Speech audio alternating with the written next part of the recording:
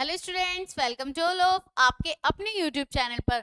मैं आपकी chemistry teacher काजल आज आपको एक बेहतरीन टॉपिक समझाने वाली हूँ। तो चलो अपनी क्लासेस स्टार्ट करते हैं। भगवान का नाम लेकर जय श्री राधे कृष्णा सभी को राधे राधे मेरी तरफ से। जल्दी से अपने टॉपिक पे ध्यान देंगे सभी कि आज कितना इम्पोर्टेंट टॉपिक, मतलब जिससे हमारे क्वेश्चंस पूछे जाते हैं और ये हमारा कंपटीशन एग्जाम्स में भी इम्पोर्टेंट है क्योंकि यहाँ से भी क्वेश्चंस पूछे जाते हैं। ठीक है, तो आज हमारा टॉपिक है क्या? आज हम जानेंगे कि एटॉमिक नंबर यानी परमाणु क्रमांक, एटॉमिक मास यानी द्रव्यमान संख्या या परमाणु द्रव्यमान किसको बोलते हैं, और किसी एटम में अगर हमें इनकी नंबर निकालने के लिए दे दे तो हम कैसे निकालेंगे। ठीक है, तो सभी रेडी हैं इस टॉपिक को समझने के लिए? चलिए अब अपने टॉपिक पे चलते हैं। हमारा टॉपिक है क्या? Atomic number and mass number. हमारा टॉपिक क्या है? Atomic number and mass number. ठीक है, अब हमारा मास नंबर और एटॉमिक नंबर क्या होता है?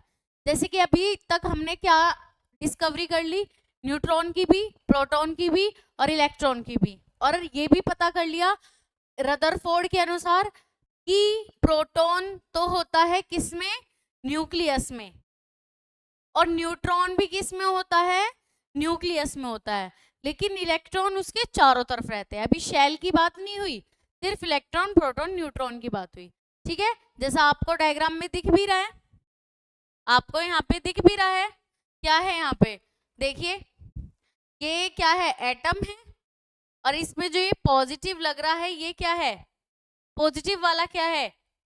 प्रोटॉन है, और जिस पर कुछ चार्ज नहीं है ये वाइट वाइट, ये जो वाइट वाइट है इसके साथ ये क्या है? ये न्यूट्रॉन है। ये क्या है? न्यूट्रॉन है, और इसके चारों तरफ जो ये नेगेटिव ऐसे लग रहा है ये क्या है? इलेक्ट्रॉन, यानी पॉजिटिव वाला प्रोटॉन, नेगेटिव वाले इलेक्ट्रॉन एंड न्यूट्रल वाले न्यूट्रॉन। क्लियर? अब देखें मास नंबर और एलिमेंट में, किसी भी एलिमेंट में कैसे निकालेंगे हम mass number and atomic number. मान लीजिए ये x जो है ये किसका? एलिमेंट का एक सिंबल है, एलिमेंट नहीं एटम का एक सिंबल है, एटॉम का एक सिंबल है क्या? देखिए एटॉमिक सिंबल, ये क्या है? x, atomic symbol, abbreviation used to represent atom in chemical formulas. मतलब x की जगह आप कुछ भी मेंडलीव की जो पूरी पीरियोडिक टेबल है उसमें कोई भी एटम ले सकते हो x की जगह। उसमें जो ऊपर रहता है a से डिनोट करते हैं हम उसको, किससे डिनोट करते हैं?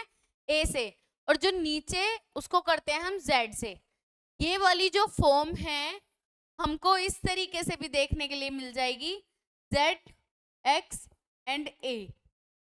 हमने अपनी समझने के लिए इस a को इस तरफ ऊपर ले लिया है। ठीक है, बात वही है कि z यहाँ पर क्या दिखाएगा? एटॉमिक नंबर को। किसको दिखाएगा? एटॉमिक नंबर को। और a किसको दिखाता है? एटॉमिक मास को। किसको दिखाता है? एटॉमिक मास को। यहाँ तक की बात क्लियर है सभी को? क्या यहाँ तक की बात सभी को क्लियर है? देखिए अब आ जाइए, जैसे यहाँ दिखा है mass number, number of protons and neutron in a atom. Mass number क्या होता है? देखिए मास नंबर, मैंने रदरफोर्ड ने क्या बताया था?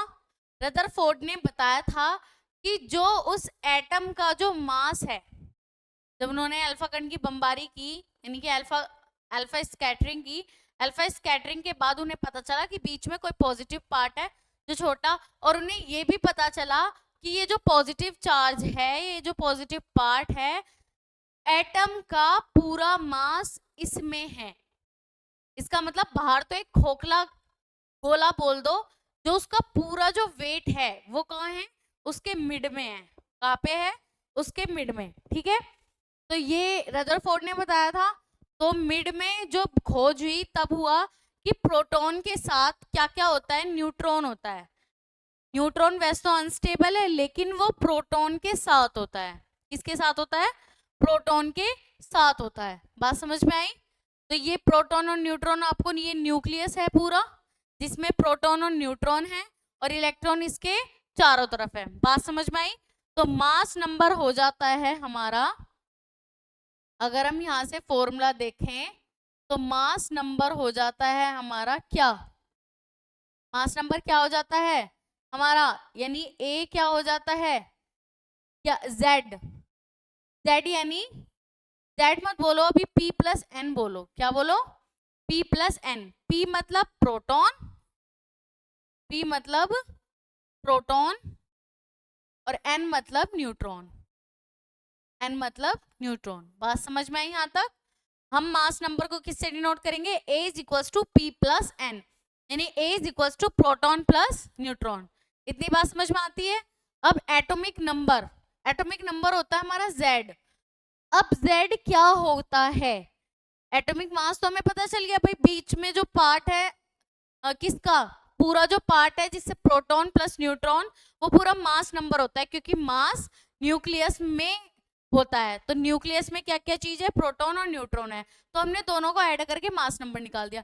लेकिन अब एटॉमिक नंबर कैसे निकालें? एटॉमिक नंबर हम कैसे निकालें? तो एटॉमिक नंबर होता है, एटॉमिक नंबर होता है हमारा, नेक्स्ट पेज पे लिख लेते हैं। देखिए यहां तक हमने क्या क्या निकाला? एक तो मास नंबर, मास नंबर यानी P plus N, number of protons and number of neutrons, A is equals to. ठीक, अब हम निकालेंगे मास नंबर के अलावा हमारा क्या है हमारे पास? Atomic number. एटॉमिक नंबर, अब एटॉमिक नंबर कैसे निकालें? तो जितने हमारे नंबर ऑफ प्रोटॉन्स होते हैं, नंबर ऑफ प्रोटॉन्स होते हैं, यानी जितने भी प्रोटॉनों की संख्या होती है, is equals to number of neutron, number of electron भी बोल सकते हैं, नंबर ऑफ इलेक्ट्रॉन्स। इसका मतलब एटॉमिक नंबर का जो फॉर्मूला हो जाता है हमारा, वो हो जाता है नंबर ऑफ प्रोटॉन्स, इनकी जितने नंबर ऑफ प्रोटॉन्स है। और हमने देखा था कि न्यूक्लियस कैसा होता है? न्यूक्लियस कैसा होता है? न्यूट्रल, सॉरी न्यूक्लियस नहीं, एटम कैसा होता है? पूरा एटम न्यूट्रल, क्योंकि जितना उस पर पॉजिटिव होता है उतना ही नेगेटिव होता है। और पॉजिटिव को हम किससे डिनोट करते हैं? प्रोटॉन। पॉजिटिव मतलब प्रोटॉन और नेगेटिव मतलब इलेक्ट्रॉन। तो जितने पॉजिटिव उतने ही नेगेटिव, यानी जितने नंबर ऑफ प्रोटॉन्स उतने ही नंबर ऑफ इलेक्ट्रॉन्स। और जब ये है तो हमें पता है कि एटॉमिक नंबर क्या होता है? Number of protons. यहां तक की बात क्लियर है? जल्दी जल्दी बताइए, यहां तक की बात क्लियर है क्या सभी को? ठीक है, अब देखते हैं हम इस एग्जाम्पल को लेके। जैसे ये दिया हुआ है 12, क्या दिया हुआ है?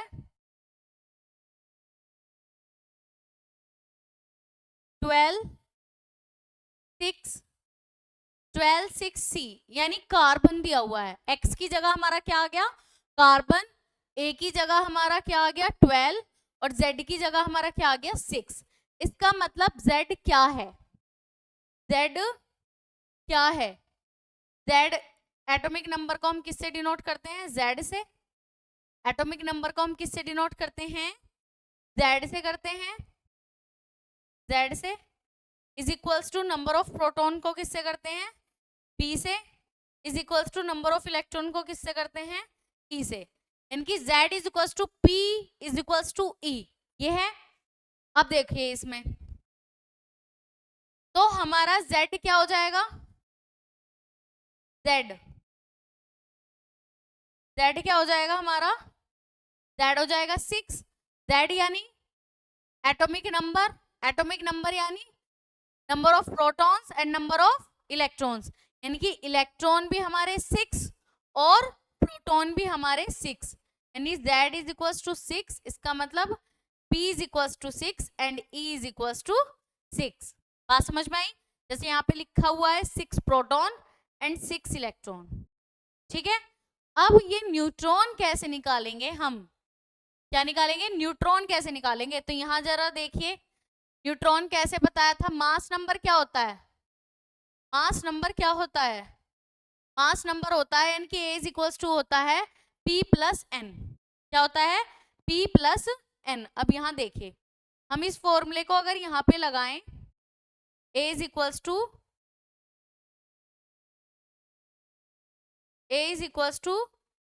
P प्लस N, यानी A कितना है? 12, P कितना है? 6 प्लस N। तो यहाँ से हम निकाल लेंगे N इज इक्वल टू क्या आएगा? 6 आएगा। क्या आएगा हमारा?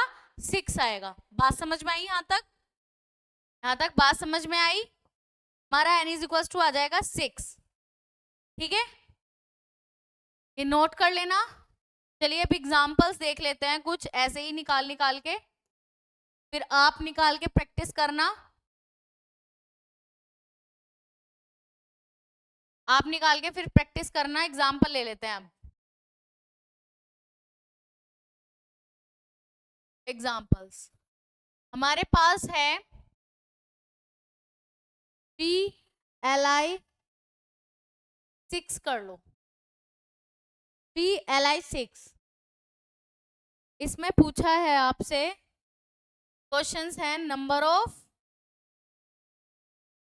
ऑफ प्रोटॉन यानी प्रोटॉनों की संख्या, नंबर ऑफ इलेक्ट्रॉन यानी इलेक्ट्रॉनों की संख्या, एंड नंबर ऑफ न्यूट्रॉन यानी न्यूट्रॉन की संख्या। अब हमें पता है क्या? जल्दी जल्दी बताइए, हमें क्या पता है? हमें पता है ये जो नीचे है इसको बोलते हैं हम Z,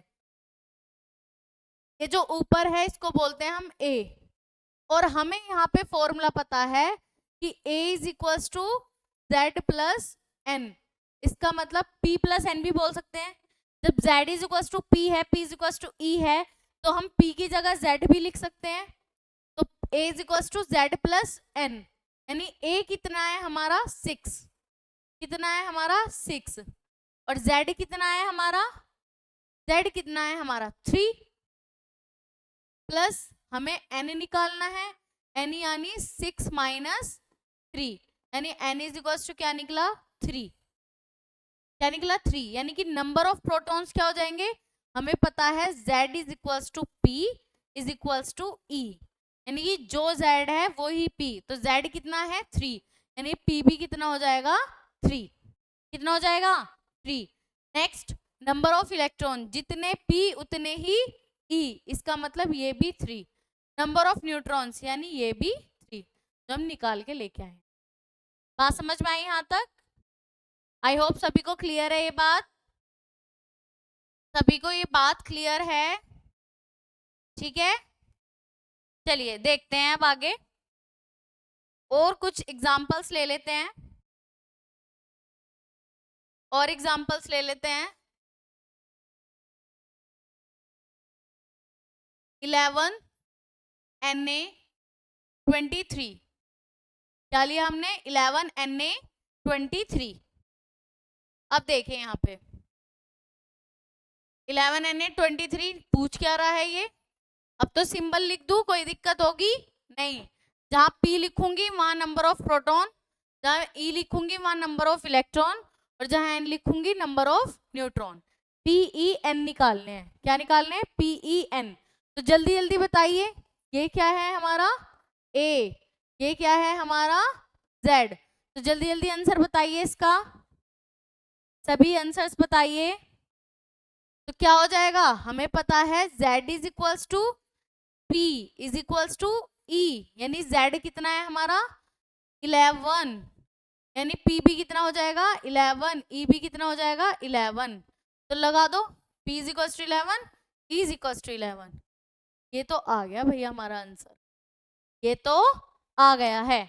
अब देखिए आगे, A इज इक्वल्स टू हमें पता है क्या होता है, Z प्लस N, यानी mass number is equals to number of protons plus number of neutrons, यानी द्रव्यमान संख्या या द्रव्यमान या परमाणु भार, दो चीज बोलते हैं हिंदी में, द्रव्यमान संख्या, द्रव्यमान संख्या भी बोल देते हैं एंड परमाणु भार भी बोल देते हैं, परमाणु भार, परमाणु भार भी बोल देते हैं, ठीक है। तो A इज इक्वल्स टू द्रव्यमान संख्या इनके atomic mass is equals to number of protons या फिर atomic number plus number of neutrons. तो जल्दी जल्दी इस फॉर्मूले में लगा दो, A इज इक्वल्स टू क्या है, A is equals to 23, Z is equals to 11 plus N is equals to 23 minus 11, तो कितना आएगा जल्दी जल्दी बताओ, क्या 12 आ गया, क्या हमारी N की वैल्यू 12 आ गई, जल्दी बताइए क्या 12 आ गई, बिल्कुल आ गई। तो ये हमें तो क्लियर हो चुका है, हो गया है ना सभी को, सभी को क्लियर हो गया है ना। चलिए अब आगे देखते हैं और थोड़ा पढ़ लेते हैं कि एटॉमिक नंबर क्या है। देखिए, number of protons in the nucleus of an atom, atomic number है नंबर ऑफ प्रोटॉन्स जो न्यूक्लियस में है। This number is found on the periodic table, ये नंबर किस में है, मतलब हमारी जो पीरियोडिक टेबल है वो नंबर ऑफ प्रोटॉन्स के यानी एटॉमिक नंबर पर डिपेंड करती है, किस पर डिपेंड करती है, एटॉमिक नंबर पर। पहले तो एटॉमिक मास पर दी थी, लेकिन मोजले ने जब एटॉमिक नंबर बताया और फिर एटॉमिक नंबर के आधार पर मेंडलीव की ये जो पीरियोडिक टेबल बनी। Atomic number identifies an element, atomic number क्या करता है, आइडेंटिफाई करता है एलिमेंट को, इसका मतलब उसकी पहचान कराता है। जैसे 1H1 तो ये पहले है, 2He4 ये दूसरे में है, यानी 1 2 3 4 5 6 इस तरीके से।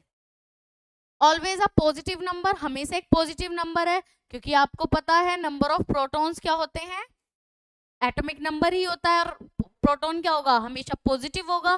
Tales number of electron of a neutral atom, जिसमें हमें नंबर ऑफ प्रोटॉन्स पता चल जाए उसमें हम नंबर ऑफ इलेक्ट्रॉन्स अवश्य ही पता चल जाते हैं। क्यों, क्योंकि हमें एक जड़ पता है कि क्या होता है, एटम न्यूट्रल होता है, इस वजह से जितने नंबर ऑफ प्रोटॉन्स होंगे उतने नंबर ऑफ इलेक्ट्रॉन्स होंगे। An atom is electrically neutral, वही जो मैंने अभी बात बताई आपको। एटॉमिक मास देखिए, an element's mass number is the sum of protons plus neutrons in the nucleus, जो मैंने आपको बताया था, Z is equals to P plus N, या Z is equals to, sorry Z नहीं है A, Z नहीं है A है, A is equals to P plus N या A is equals to Z plus N, ये बताया था। तो प्रोटॉन और न्यूट्रॉन का क्या है, ये सम, यानी mass number is equals to number of protons, ये जो हैशटैग है ये नंबर पे है, number of neutrons. Atomic mass, the atom's total mass can be approximated by the mass number. Atomic mass इसका मतलब क्या है, एटम का पूरा मास जो है वो न्यूक्लियस में है, किसमें है, न्यूक्लियस में। बात समझ में आई, जैसे इसमें ही दिया है ये 6C12 का, हम 0.01 नहीं लगाते हैं, हम क्या लगाते हैं 6C12। बात समझ में आई, 6C12, जैसे ये हमारा क्या है, एटम है, और यहाँ हमारा क्या है, न्यूक्लियस, और न्यूक्लियस को हम पॉजिटिव से, क्योंकि न्यूट्रॉन तो हमारा क्या है, चार्जलेस है, न्यूट्रॉन हमारा क्या है, चार्जलेस। यहाँ पे क्या होते हैं हमारे P प्लस N, और यहाँ क्या घूमते रहते हैं, इलेक्ट्रॉन, क्या घूमते रहते हैं यहाँ पे, इलेक्ट्रॉन। बात समझ में आई यहाँ तक क्लियर है। देखिए अब इनका एक साथ दे दिया है ये, all atoms can be identified protons and neutrons, the atomic number Z is the number of protons in the nucleus, वही जो मैंने अभी बताया है। protons determine the identity of an electron, वही जो हम पढ़ के आ चुके हैं। for example nitrogen atom is 7, so every nitrogen has 7 protons। अगर किसी का क्या है, एटॉमिक नंबर 7 है, तो नंबर ऑफ प्रोटॉन्स भी क्या हो जाएंगे, 7। मास नंबर क्या होता है, total number of protons and neutrons. Proton और न्यूट्रॉन की जितने भी नंबर होंगे वो मास नंबर होता है, मास नंबर या एटॉमिक मास, यानी द्रव्यमान संख्या या परमाणु भार। ठीक है, क्लियर है?